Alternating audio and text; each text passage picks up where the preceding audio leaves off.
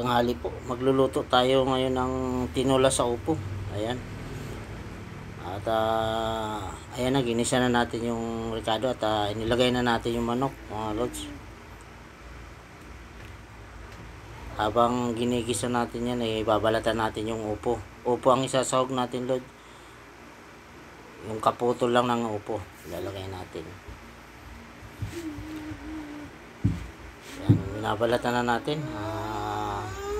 Ayan. Bago tayo habang nagbabalat tayo, magpasalamat ulit tayo sa ating mga viewers at ating followers. Ayan, halo-haloin lang natin, mga lods, yung manok. At pag magkatas-katas na yan, ilalagay na natin yung tubig para kumulo. At ilalagay na natin yung upo. Simple lang, mabilis lang maluto. Lagyan na natin ng tubig. Ayan. Takpan lang natin ang alas. At ayan, ang nai-slice na natin yung upo. Ilalagay natin yung mamaya pagkulo na yung manok. Ayan, kulong-kulo na.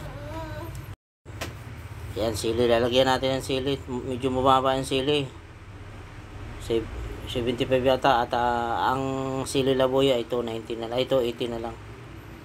Ayan na, ilagay na natin. Pag malambot na yung upo, luto na yung mga lods. Halo-haloin lang natin.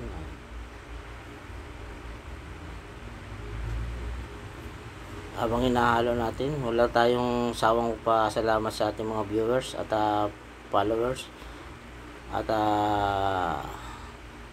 ating commentator sa ating mga vlog.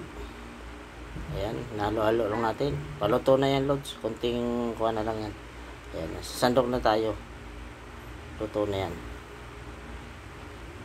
Ayan, pwede rin na lutong-luto, pero para sa akin tama lang yung ganyan na luto. Ayan, kain na tayo, mga lods. Bago tayo kumain, magpasalamat muna tayo sa masarap na ulam natin.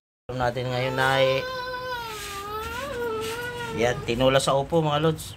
Ayan, thank you Lord sa binigay mong masarap na ulam. Kain po tayo. Ayan. May kamatis tayong isa. Ayan, kain. Sabayan nyo ako kumain, mga lods, sa ating tanghalian. Ayan. Medyo nainganyo tayo sa kamatis. Medyo bumaba yung kamatis, mga lods. 75 na lang ang kilo bili ko. Ayan, sariwang kamatis. At ayan, nagkuha tayo ng isa at sabay natin sa pagkain. Ayan, sili green. Maanghang din pala yung sili green, kahit ganyan lang yan.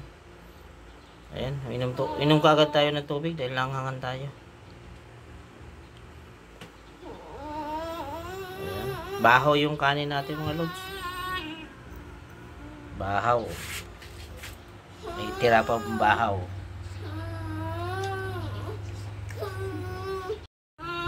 Ayan.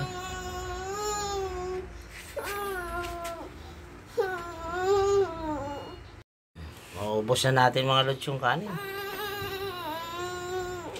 Kulit yung ayan, makulit ang anak natin. Ayan. So sa Bicol, masawong-sawong. Papasaway talaga sa dyan. Oh. Tingnan natin yan. Oh. Kinukulit talaga ang papa niya pag nag-vlog. Oh.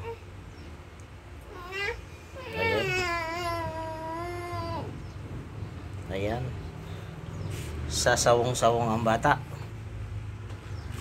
Ayan. Ang batang makulit. Si Pansil. Ayan, batang makulit. Mga guys. Ayan, naubos na natin pagkain. Thank you.